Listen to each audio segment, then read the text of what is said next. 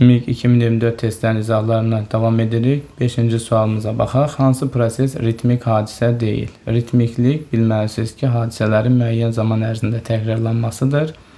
Davam etmə müddətinə görə də sutkalıq, illik, çox illik olaraq qruplara ayrılır.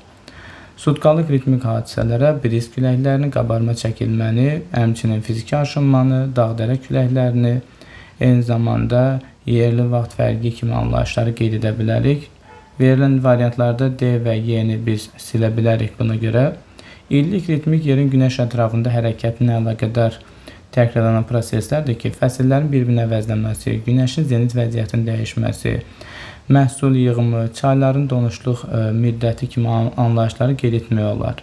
A və B variantında kölgənin uzunluğu və istiqaməti həm sutka ərzində, həm də il ərzində təkrarlanır və biz onu sutkalıq, illik, ritmik prosesə aid edə bilərik.